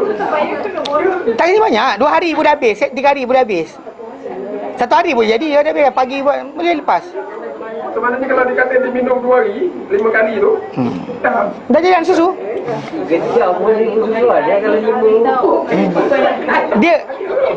Dia pakai khamsar radha'at. Bukan khamsar radha'at tu kena 5 kali kenyang. Dia nyusu, lepas tu berhenti. Nyusu, berhenti. Faham? Ni kamu tak tahu penyusuan macam mana. Nanti dia kata macam, dia susu ke belum? Kan tak ada, macam tu cara dia. Kaedah macam tu. Faham Okey, kenapa kita kata mak yang penyusuan tadi dan juga adik-beradik pun penyusuan tadi dijadikan haram kan? Kerana firman Allah Taala, wa ummahatukum allati arda'nakum, dan ibu-ibu kamu yang menyusukan kamu, wa akhwatukum minar radha'ah, dan juga adik-beradik perempuan kamu daripada penyusuan. Ini ikut lafaz Quran. Tapi saya ikut hadis Nabi, bila Nabi sebut kat bawah tu, kan kat bawah tu dia kata wa yuhramu minar radha'i ma yuhramu minan nasabi. Kan, atas tu kan kita baca hadis ni kan, kita baca Quran ni. Tapi kena tengok sini. Sebab ini sepatutnya letak atas. boleh kita bincang sekaligus. Dan diharamkan daripada penyusuan apa yang diharamkan daripada nasab. Tengok dari bawah nombor 5. Supaya faham terus, mudah. Nanti kan kita silap nanti. Okey, tengok lagi 5 Dia kata qala Rasulullah sallallahu alaihi wasallam, Bukhari, nombor hadis nota footnote nombor 5 tu. Rawal Bukhari. Dalam riwayat Imam Bukhari, footnote nombor 5 bawah. Rawal Bukhari. Hadis nombor 2503. Wa Muslim dan Muslim hadis nombor 4144. An Aisyah radhiyallahu anha. Daripada Aisyah radhiyallahu anha, qala Rasulullah sallallahu alaihi wasallam, Rasulullah sallallahu alaihi wasallam, innar radha'ata sesungguhnya penyusuan itu tuharrimu ma yahrumu minal wiladah, mengharamkan apa yang diharamkan dengan kelahiran. Mana macam mana kelahiran berlaku menyebabkan kita contohnya daripada perempuan kita haram sebab apa? Kelahiran kita bersama dengan dia. Yang tu juga macam tu mak kita, mak kita haram kita kahwin sebab dia dilahirkan kita. Yang ini sebab apa? Ni bapak kita. Ni ada cik macam tu kan? And so on. Macam mana diharamkan macam tu diharamkan dengan penyusuan. Maksudnya bila kita menyusukan perempuan berkenaan, maka mak dia haram kat atas kita. Mak dia haram kat atas kita. Kemudian mak saudara, adik-beradik perempuan berkenaan yang menyusukan kita pun di mak saudara kita. Mana tak boleh kita kahwin ni. Bapak penyusu, bapak ni kan bapak susu pun sama juga. Bapak susu haram kahwin. Kemudian adik-beradik bapak susu pun sama juga. Kemudian turut balik pada kita, adik-beradik kita penyusu tu pun sama juga. Jadi kalau ikut hadis Nabi SAW dalam melalui hadis yang diharamkan adalah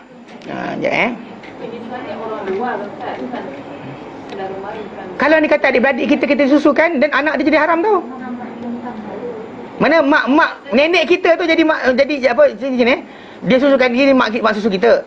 Kalau sepupu kita menyusukan kan, macam orang zaman dulu kan anak kadang jarak tak jauh. So jadi automatik nenek tu jadi boleh jadi turun taraf. Daripada nenek betul kepada mak susu. Nenek susu atau mak susu dan sebagainya. Faham tak? Dari saya tunjukkan. Okey, macam ni. Yang ikut hadis Nabi SAW yang diharamkan bintul akh minar radha. Adik-beradik lelaki daripada penyusuan. Maksud dia kita menyusukan makcik ni. Makcik ni susukan kita. Kena sebut kita jugalah. Dan dia payah nak faham. Okey. Adik-beradik dia ada anak lelaki. Anak lelaki dia ni kalau ada anak perempuan, maka anak perempuan tu haram kat atas kita kahwin. Macam anak adik-beradik betul. Macam adik-beradik betul lah. Kalau tak tahu apa saya tak tahu pula. Itu yang gatal. Itu lain kali.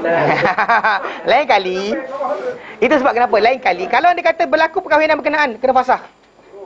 Kalau betul ada jadi kes orang tu dah kahwin kan, dah beranak pinak dah. Tiba-tiba kan datang makcik tu kata, engkau dulu kecil-kecil dalam swasta ni kan dah tahu dia buat cerita.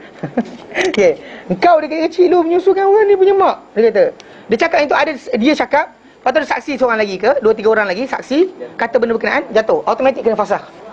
Pisah. Kalau saksi tu makcik tu lupa atau ingat, maka tak jalankanlah. Aku rasa lah engkau ke kecil-kecil. Dia cakap macam tu kita tak boleh lah buat.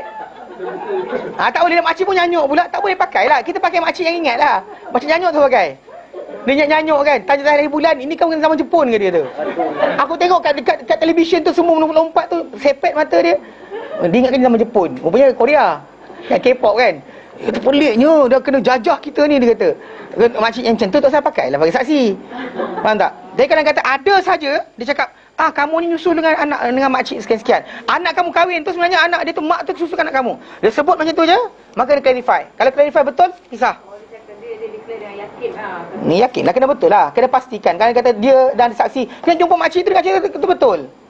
Dia masalah lah kat situ. Itu sebab kenapa? Itu yang sebab kes bila nak merisik kahwin dan sebagainya. Cek dulu. Ini bukan jumpa je, aku kahwin dengan kau, bawa lari pula kahwin. Tak boleh. Cek semua tak boleh kahwin. Itu sebab kenapa cek dulu siapa orang tu, mak dia siapa, bapak dia siapa. Dan ketiga tu akan kenal. Ilaha ilah. Ni apa pasal lompat poligami? Kenapa tak buat hati poligami? Cuba terus terang saya. Kenapa tak buat hati poligami? Cuba terus terang saya. Kenapa? Itu faham. Itu yang ada kes. Saya faham. Itu kes yang maksud dia orang tu kahwin adik-beradik sendiri. Bukan dia adik-beradik sendiri, mana sebapak dengan dia. Itu jadi kes berkenaan kalau berlaku fasah. Tu je. Macam mana fasah lah. Tu sebab kenapa kes dia tadi pasal tak bagi tahu. Tu sebab kenapa bagi cek. Kan kahwin lari dan sebagainya ni masalah dia. Kan buat daftar ni. Tu apa datuk sama nombor 4 je. Kan kita kan semua hafal Datuk 94. Nombor 5 apa? Siapa hafal Datuk nombor 5? Semua tak hafal. Orang Arab 20 biar selamba je. Jadi kita kata benda berkenaan penting. Tu sebab kenapa bila nak pinang dan sebagainya, tanya keluarga tu siapa, anak dia siapa, tanya balik betul-betul. Kan kita tengok rupanya mak susuan. Rupanya tak kahwin apa-apa. Mak susuan. Masa susukan anak susu tu perlu saksi. Ha? Masa Tak memadai dengan penyaksian dia. Kerana kata dia susukan, dia seorang je ada kat situ, wanita-wanita yang dia nampak atau dia yang susukan, dia tahu. Mana dia kembali tahu lah orang lain dia susukan. Jangan senyap. Contoh macam anak adik-beradik dia. Dia ada adik-beradik. Dia susukan anak adik-beradik dia. Anak adik-beradik dia tadi jadi haram dengan anak dia tahu. Kalau dia tak bagi tahu, gila apa? Kau nanti, kau sebenarnya tak ada kahwin tu. Mak susukan dulu budak tu kecil-kecil. Dah budak tu dah nak kahwin dengan sepupu dia sendiri baru marah. tapi sebab hari tu ada orang cakap ustaz lah, dia kata benda ni perlukan 2 saksi. Tak, itu kalau dia kata ada syubhah. Kalau dia kata wanita tu sendiri tak tahu siapa yang dia susukan. Kita sekarang ni kalau anak saudara kita siapa kita tak kenal. Kan anak saudara kita kan tak kenal ke? Kau siapa ah? Kan? Atau anak jiran ke? Kau siapa? Mana boleh macam tu? Kanlah perempuan tu gatal bagi nyusukan anak orang tak boleh kenal. Jumpa anak, kau anak siapa ah? Susukan. Mana ada? Kan? Mana ada? Biasa orang akan tanya kan, dia akan tanya anak siapa? Susukan. Faham tak? Tak ada, tak boleh. Jangan harap susu. Nak susukan kena tak kena ni, kena bagi tahu. Kena diizin. Itu nama dia. Masalah sekarang ni menyusukan anak tadi. Kalau contoh macam ada artis lah gatal tak nak kahwin. Okey, kemudian minta maaf cakap gatal tak nak kahwin. Kena sebut gatal. Gatal tak nak kahwin lah. Dan Nabi suruh kahwin, dia tak kahwin. Gatal tak nak kahwin. Okey, lepas tu nak ambil anak. Ambil anak, dia susukan. Dia pakai hormon, susukan. Kalau keluar susu badan dia, dia susukan memang sah budak berkenaan anak susuan dia. Ya. Maka di atas dia hubungan dia dengan budak berkenaan, confirm. Memang mak susuan dengan anak susuan. Tak ada masalah. Tapi still saya kata gatal tak nak kahwin. Okey. Ilaha illallah. Man raghiba an sunnati falaysa minni. Nak buang mana hadis tu? Siapa tak suka dari sunnah aku bukan golonganku. Nabi kata aku bertakut Allah Ta'ala, aku kahwin dengan wanita. Yang perempuan tak ada kahwin dengan lelaki, kenapa? Takkan kita Aku semangat. Laju. Bukan. Bukan. Tak, maksud dia macam ni. Maksud dia sekarang macam ni. Mana kadang-kadang benda tadi preference. Dia kalau dia kata terlampau memilih sangat masalah juga. Kalau dia kata berkenaan tak ada orang tak minang dia. Kalau kena macam artis-artis tadi. Seriously. Kan? Takkan tak ada orang nak kahwin dengan dia sebenarnya. Yang kata hantar surat cinta dan sebagainya bersepah. Kan? Fan club dan sebagainya kan. Kalau dia datang, kahwin kan. Dia suka sangat. Siapa sepah? Ya, saya faham lah. Dia dalam ramai takkan tak ada yang betul nak kahwin. Apa masalah dia? Macam Khadijah binti Khuwailid, dia nak kahwin kan, dia suarakan kehendak dia. Bukan dia kata macam, tengoklah kok jadi, kalau tak jadi sudah. Ha? Khadijah binti Khuwailid lebih terkenal daripada artis zaman sekarang. Dia orang perempuan paling kaya. Dia bangsawan. Banyak orang nak kahwin dengan dia, tapi dia cari Rasulullah SAW. Jadi masalah situ lah. Jangan salahkan keadaan. Actually macam ni, dia bila kita nak satu perkara, saya kata apa? Ajar ambil asbab, punca. Faham? Ambil penyebab. Bukannya kita tunggu, ya Allah kalau datang tidak. Contoh macam nak makan, ya Allah aku lapar. Nasi tak nak masak, ya Allah aku lapar. Goreng telur tak nak, ya Allah aku lapar. Kemudian kedai dekat kat depan, kedai mamak depan rumah je. Ya Allah aku lapar. Keluar jalan kaki. Pergi beli. Dia mana ada dalam Islam ni tawakal tanpa asbab. Ambil penyebab. Hatta Nabi naik burak kan. Nak Nabi kemudian Isra Mi'raj, Allah tak boleh macam tu je terus datang sampai ke langit 7. Tapi Allah Ta'ala letakkan Nabi lintas, naik burak kan, lompat burak tu sampai ke Baitul Maqdis, lompat naik ke atas. Mana masa dia binatang berkenaan kita kata burak tadi dinaikkan Nabi ke atas untuk asbab saja. Itu kita nak maksud diajar kita melalui hadis tadi. Kena ada penyebab. Sekarang kata orang tu nak kahwin dan sebagainya. Penyebab kena ambil lah. Ambil asbab, take the asbab. What is the asbab untuk perkara berkenaan? Maksud dia kita kata contoh macam bertanya dengan orang. Ni diam je. Tak tahu kenapa. Itu tak cakap tadi bukan dengan dia, cakap dengan mak sendiri. Atau tak ada mak sendiri, mak saudara. Kalau tidak kawan dan sebagainya. Takkan tak ambil asbab, itu asbab. Ini diam. Kalau ada, tak jodoh sudah. Tu diam macam tu. Mana boleh jadi macam tu? Tunggu dulu. Satu benda masalah. Usaha. Di outcome kita redha. Belajar redha. You have to Outcome tadi belum tentu lagi. Zaman kita sekarang ni banyak orang tak buat asbab pun tapi dia dah negatif. Lagi satu Ustaz, kita nak pilih jodoh mesti nak pilih Ustaz. Kalau salah pilih kahwin. Pilih ustaz mana boleh. Pilih ustaz. Udah.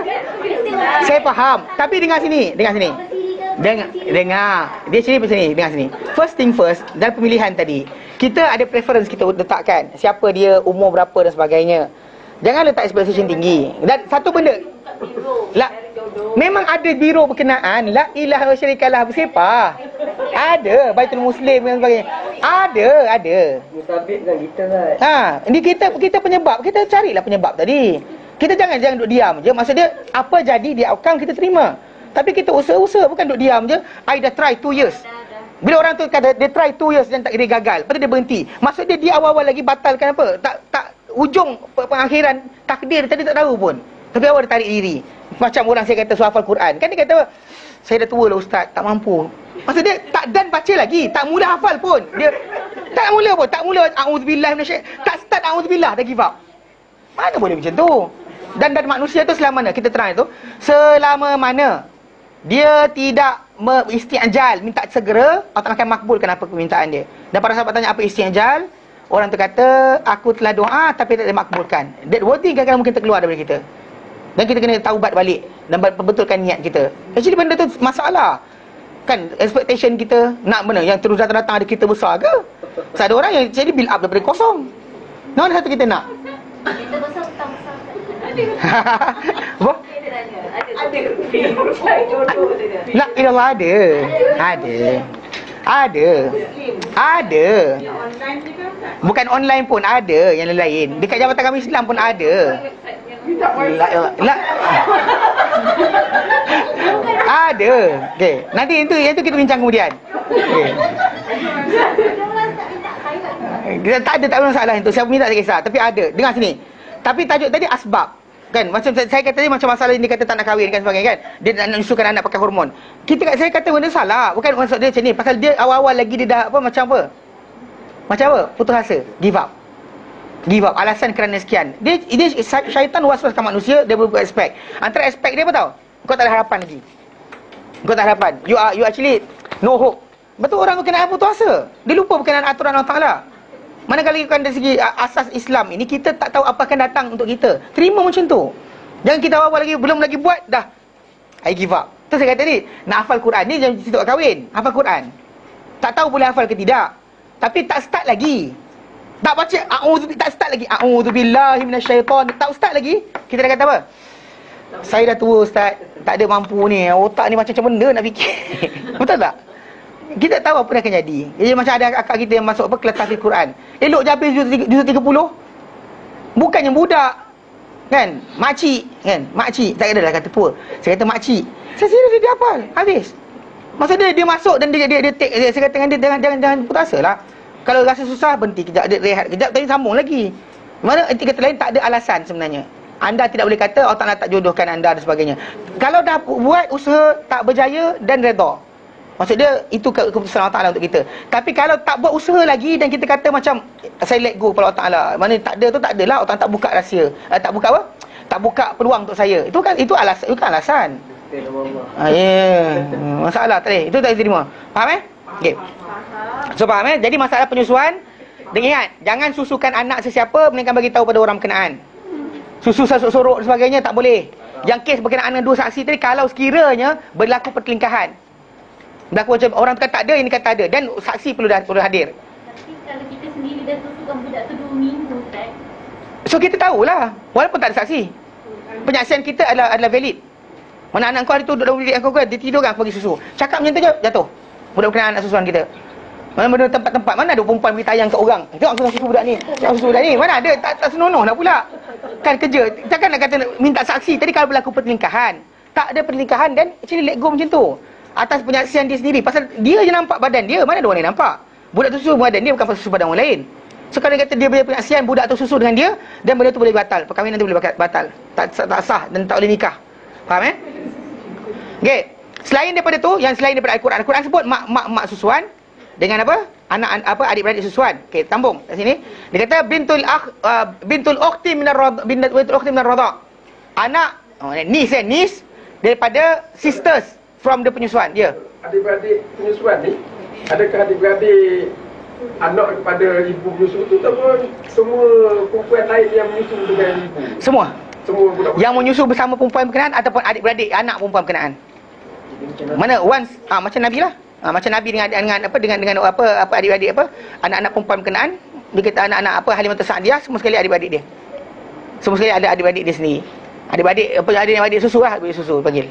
dan budak-budak lain. Dan budak-budak lain menyusu dengan mak susuan mak susuan ni. Itu Halimah Sa'diyah kan dia menyusukan anak perempuan ramai kan. Kan dia actually kan dia upah menyusu anak orang. So siapa yang menyusu dengan dia? Semua sekali anak susuan dia. Dan anak dia adalah adik-beradik orang berkenaan dan semua anak susuan dia adik-beradik satu sama lain. Faham? Okey. Itu zaman dulu ada usaha, ada kerjaya macam ni. Zaman sekarang tak ada kerjaya macam ni. Kan ada? Bahaya macam ni, Ustaz. Ha? Bahaya macam ni. Tak bahaya. Janji dia bagi tahulah. Prospek nak kahwin tu dah kurang. Tak ada. Dah ramai sangat. Website ni? Website apa? Website orang susu? Bukanlah, orang tanya lain lah. Dia pula. Kalau kita contohlah, kita ada adik-beradik, kita saja yang pergi menyusu kat makcik lain kan? Adik-beradik kita? Dah. Kita je. Adik kita? Tak, dia dengan adik kita boleh kahwin dengan anak awak makcik tu. Boleh kahwin? Boleh, adik-beradik kita, bukan dekat tu. Adik-beradik kita boleh kahwin dengan makcik tu.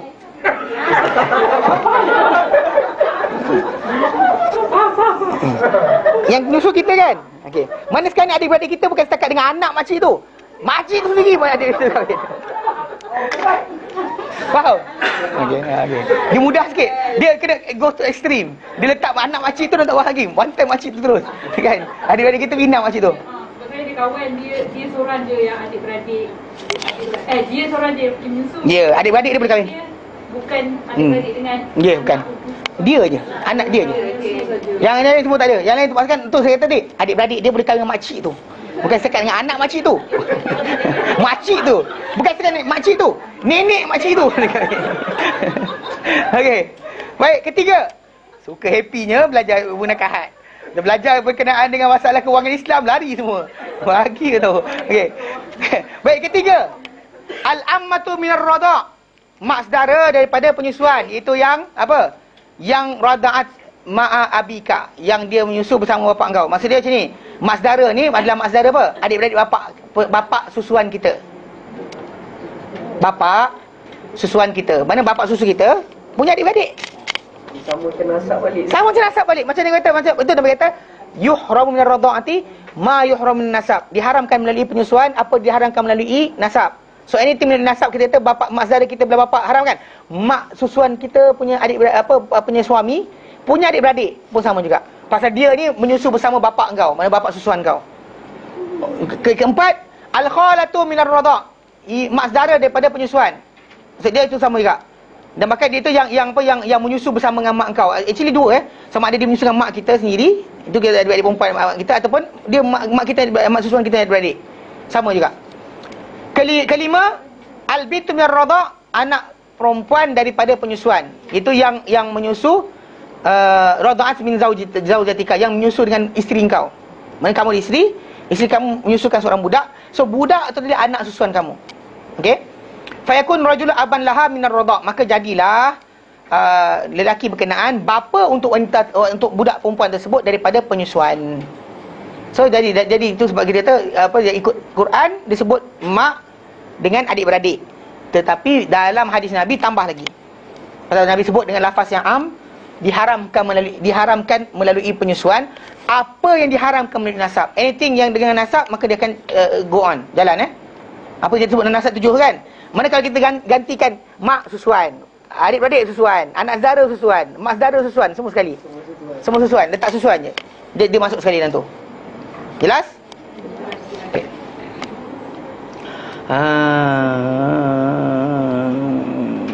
Okey. Dan dalil pengharaman wanita-wanita berkenaan di persunnah Nabi SAW adalah hadis Aisyah radhiyallahu anha. Qalat, berkata Aisyah, qala Rasulullah SAW, inna radha'ata, sesungguhnya penyusuan itu tuharrimu ma tuharamu ma tuharrimul wiladah. Sesungguhnya penyusuan itu mengharamkan apa yang diharamkan oleh beranak, mana kelahiran. Mana apa yang diharamkan dengan kelahiran, maka diharamkan juga dengan penyusuan. Okey. Dan hadis Ibn Abbas radhiyallahu anhuma, baginda SAW bersabda berkenaan dengan anak Hamzah bapa saudara Nabi tu, Hamzah bin Abdul Muttalib, ada anak perempuan. Lalu orang tanya Rasulullah SAW, tak nak kahwin ke perempuan berkenaan. Nabi kata, innaha la tahilluli. Tu anak Hamzah tu tak halal untuk aku. Innaha ibnatu akhi minar radha'ati, ia adalah anak daripada adik aku daripada penyusuan. Wa yuhramu minar radha'ati ma yuhramu nasab, diharamkan daripada penyusuan apa yang diharamkan melalui rahim, minar rahim. Maksud dia actually pasal apa Hamzah Nabi disusukan dengan Hamzah ni oleh ibu susu yang sama. Maka automatik Hamzah tu punya anak terjadi adik-beradik susuan kita. Maksudnya sebenarnya pak saudara dia kan. Itu kan anak pak saudara dia, sepupu lah. Tapi tak, oleh kerana ada berlaku penyusuan, automatik dia punya tu change. Oh. Ya, saya. Dia berdasar pada tajuk ni. Jadi sama dia kata, itu anak perempuan saudaraku daripada penyusuan. Kalau disusukan dia ni oleh orang wanita yang sama. So automatik anak Hamzah tadi jadi anak saudara dia. Faham? Okey, jelas Jadi ini berkenaan penyusuan ni. Ni actually banyak panjang sikit penyusuan. Kenapa tu? Okey. Jadi Pak tengok. Wa fi riwayatin inda al-Bukhari, dan saya riwayat di Bukhari, hadis nombor 2502. Wa Muslim dan Muslim hadis nombor 1447. An Ibn Abbas, daripada Ibn Abbas radhiyallahu anhuma. Okey. Qala berkata Ibn Abbas, qala Rasulullah SAW, hadis yang sama tadi. Fi binti Hamzah, berkenaan anak perempuan Hamzah, la tahilluli, dia tak halal untukku. Yahrumu minar radha' ma yahrumu minan nasab. Dia mengharamkan melalui penyusuan apa yang diharamkan melalui keturunan. Hiya ibnatu akhi minar radha'ah. Dia adalah anak saudaraku daripada penyusuan. Maksudnya Hamzah tu dah jadi menyusu dengan Rasulullah SAW daripada wanita yang sama, maka automatik mereka adalah adik-beradik susu. Maka anak Hamzah yang sepatutnya sepupu baginda menjadi anak susu. Sepupu sebenarnya, tapi jadi anak saudara. Macam Ali lah, macam Ali lah. Sepupu, jadi macam kedudukan Ali. Sedangkan apa dia sepupu jadi turun terus. Faham Okey, nak tahu balik. Penyusuan tu kita skip Jadi apa yang diharamkan melalui dua daripada penyusuan, 4 bil musaharah wa arba'atun bil musaharah. 4 lagi diharamkan melalui musaharah. Musaharah ni maksud dia hubungan perkahwinan. Maksud dia orang tu kahwin dengan orang keluarga kita, itu musaharah lah. Anything macam tu. Okey. Dan yang musaharah ni ada 4. Pertama, ummu zaujah, ibu pada isteri. Ibu kepada isteri. Mana mak mertua. Mak mertua itu haram kahwin mak mertua.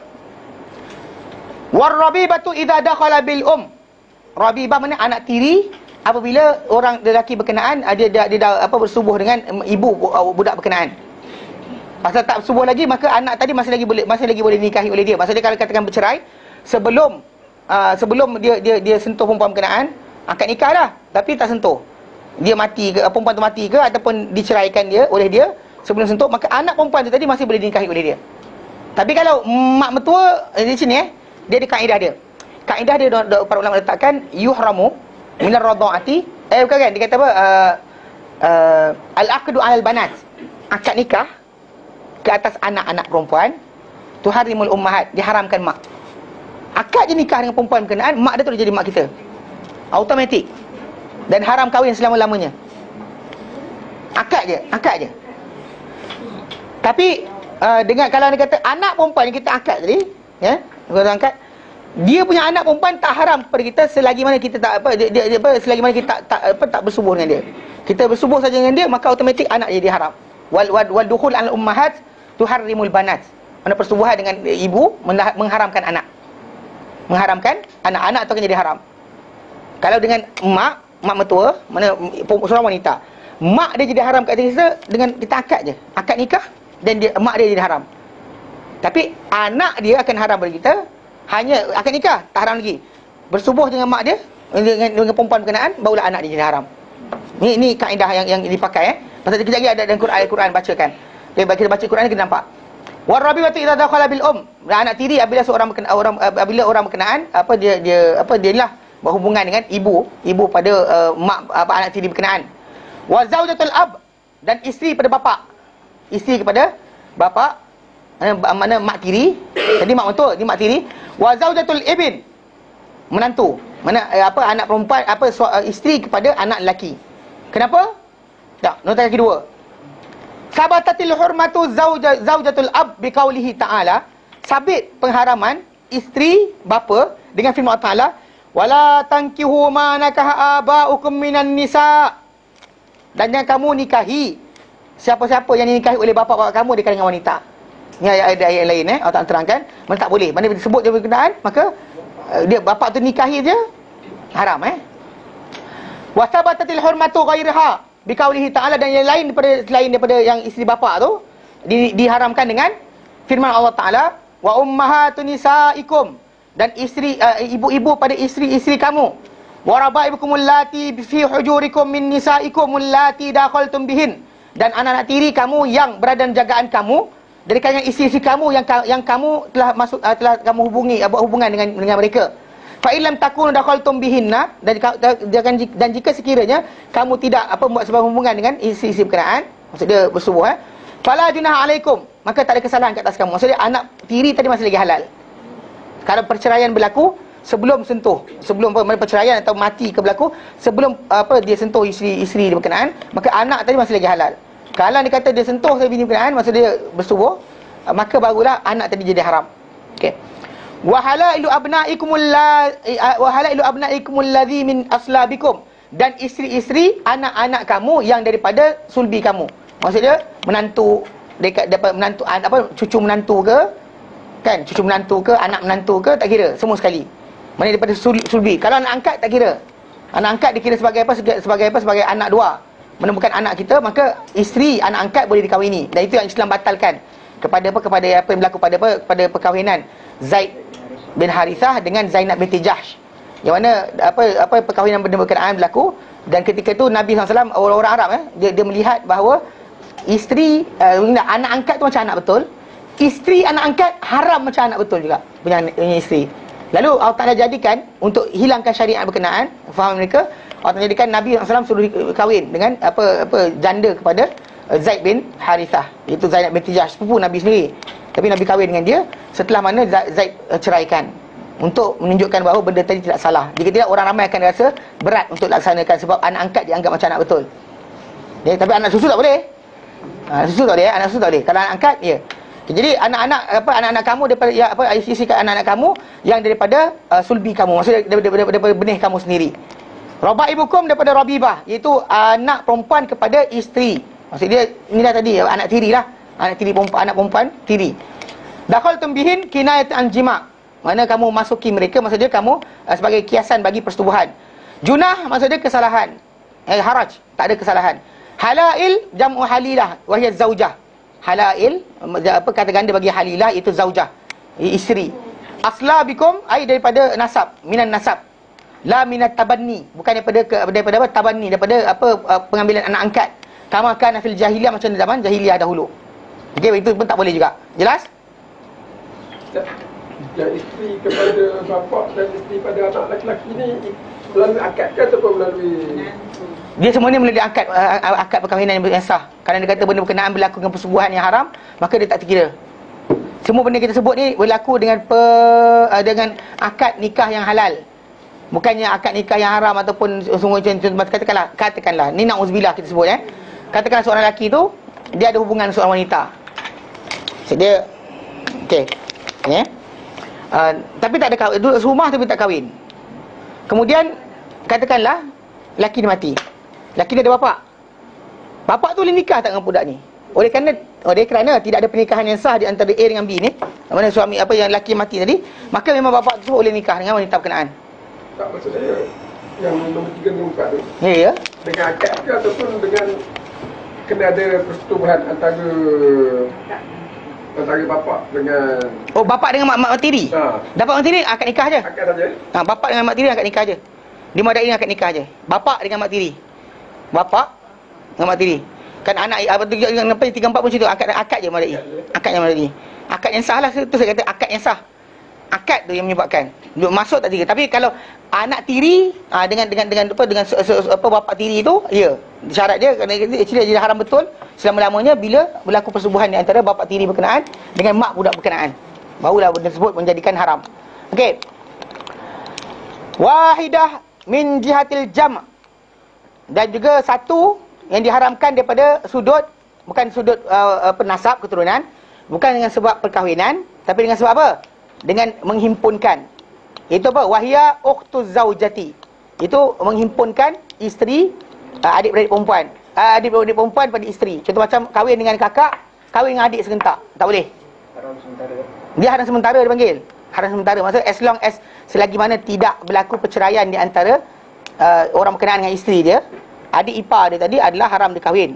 Tetapi kalau dia kata dia berlaku perceraian, maka adik ipar tu dikahwin dengan ni abang tadi. Tu benda tadi. Tapi lelaki tu nak letak dua-dua sekali sebagai isteri dia tak boleh. Orang asli buat. Orang asli ada buat benda ni. Okay, dia boleh kahwin. Mana seorang tu kan hero sangat, semua orang dia kahwin. Kan? Okay, jadi tak ada benar. Dan Islam tak dibenarkan. Tapi kalau ipar haram kahwin tu, tapi aurat Ya, aurat masa. Pasal dia cuma sementara haram, sementara sahaja. Dia masih ajnabi. Ya, itu sebab bila Nabi SAW menyatakan jangan bersendian seorang lelaki dengan wanita. Kan? Menaikkan bersama dengan yang mempunyai hak mahram. Lepas tu seorang lelaki dia kata walhamu. Mana ipar? Dia berkata alhamu almaut. Ipar mati tak boleh. Dia kata mati pun tak boleh. Nabi tak benarkan. So soalan para sahabat tu kata alhamu sebut berkenaan dengan apa ipar. So, Nabi kata tak benarkan. Walau ipar sekalipun. Mana bersendirian dengan adik ipar dan sebagainya tak boleh. Dia dikira sebagai orang asing. Dan masyarakat kita ni degil kan pelik sikit. Ada orang kata tak apalah. Ustaz kata apa darurat kerana payah. Lepaklah kat luar dulu. Ngada-ngada tunggu bini balik. Yang lepak dalam rumah. Dia ada orang, alah saya kan adik ipar, saya teman tinggal rumah kan waktu saya duduk kat Gunung Damansara. Dia kata kalau dia balik awal, saya lepak duduk kat kebun, kat taman tu, tengok pokok, tu diam tunggu. Sampai saya balik, saya naik atas. Biasalah. Dia tak boleh, tak boleh kata tak apa, haram tak dibenarkan berduaan. Walaupun kita kata adik ipar dan sebagainya pun, alah adik hang sendiri, walau adik hang sendiri. Tak dibenarkan, dalam Islam tak dibenarkan. Faham? ada anak-anak tu. Walau anak-anak macam mana? Kalau anak besar macam ni tak apa lah. Kalau anak macam ni, ya. Kalau anak dia tak faham apa benda kecil kan. Macam tadilah, macam kes mahram tadilah. Nak keluar berdating, bawa mahram, bawa baby umur 3 bulan. Ini adik lelaki I kan. Ini my brother. Oh ya ke? Bagusnya kan. Okey, itulah kena elakkan. Benda to be tak boleh. To be ke wannabe ke tak boleh. Faham? Okey, wala yajma'u bainal mar'ati wa ammatiha. Okey, tengok bawah, tengok kaki nombor 3 tu. Wa an tajma'u bainal ukhtain illa ma qad salaf. Dan bahawa tak diharamkan juga untuk kamu menghimpunkan antara dua adik-beradik perempuan kecuali apa yang telah lalu. Tak boleh. Kadang kata orang tu himpunkan. Dan ini berkenaan termasuk adik-beradik perempuan. Jadi kira adik perempuan tadi tak kira sebapa seibu, sebapa atau sebapa saja. 3 tadi. Kandung, satu bapa, satu mak. Dengan perempuan. Atau perempuan tak adik-beradik. Tapi adik apa? Satu bapa, satu mak. Atau satu bapa saja. Atau satu mak saja. Pun tak boleh. Alah, dia ni kan your mother punya anak kan. Bukan your father punya anak. So I can. Mana boleh? Haram. Ni masalah. Diorang tu I can ni masalah. Okey. Kemudian yang terakhir dia adalah dan wala yajma'u bainal mar'ati wa ammatiha. Dan tak boleh untuk menghimpunkan di antara mana kahwini wanita dan mak saudara dia. At the same time. Wala bainal mar'ati wa khalatiha, dan juga di antara seorang wanita dengan mak saudara dia belah mak. Tadi mak saudara bapa, mak saudara mak. Okey, kenapa tengok nombor 3 bawah, nombor 4. Kira sabda Nabi SAW, Nabi sabda, Nabi kata apa? Rawal dalam hadis yang diriwayatkan Imam Bukhari. Rawal Bukhari hadis nombor 4820. Wa Muslim dan Muslim hadis nombor 1408. An Abi Hurairah dari Abu Hurairah anhu, anna Rasulullah SAW qala, Rasulullah SAW bersabda, la yujma'u bainal mar'ati wa ammatiha. Jangan dihimpunkan, mana jangan dikahwini seorang wanita dihimpunkan dia bersama dengan mak saudara dia belah bapa sendiri. Wala bainal mar'ati wa khalatiha, dan tidak juga di antara untuk wanita dengan mak saudara dia belah mak pun buat tak boleh juga. Tak dibenarkan. So jangan buat macam tu. Tak dibenarkan dalam Islam, tak diizinkan langsung. So itu kita kata konsep yang berkenaan dengan 14 orang yang diharamkan untuk seorang tu himpunkan atau kahwini dan sebagainya dan tempoh tertentu. Kan? Maksud dia kalau kata tu, kalau mak yang 7 pertama tu selama-lamanya. Yang dengan penyusuan selama-lamanya. Okey, yang juga macam yang bawah ni kita bincang berkenaan dengan himpun adik-beradik ni, ini sementara. Masih lagi tak mati yang ni, macam-macam Uthman bin Affan. Kan dia kahwin dengan seorang anak Rasulullah SAW, kemudian mati. Nabi kahwin dengan satu lagi, second one. Dua cahaya kan, tu Dzunurain. Digelar Uthman bin Dzunurain sebab dua orang anak Nabi SAW dikahwini oleh dia. So, tapi one after another, not two at the one time. Faham? Jelas? Ada soalan lain? Tak ada Kira 10 dah nak balik. Okey, laju sebut. Okey, wallah, okey. Berhenti sini Website saya di sini pasal masalah sikit preference berkenaan dengan tajuk website ni tengah sini. Dia tengok juga tempat yang kita cari mana. Ada orang dia cari website tu tadi tengok ikut parti politik. Ada. Tak serius. Ada parti politik yang sediakan perkhidmatan ni. Ada separuh tu macam Arkam pun dia buat kerja macam tu juga. Kan? Ada separuh tu berasal pada ni. Wallahu ta'ala alam. Saya tak pasti mana satu yang elok. Dengan sebab itu saya tak berani bagi. Ha? Try tu lah. Tapi masa tu itu effort. Kita buat effort. Tapi still benda berkenaan Allah Ta'ala akan buka. Kalau dia kata patut berlaku dengan benda berkenaan, Allah Ta'ala akan mudahkan. Jelas?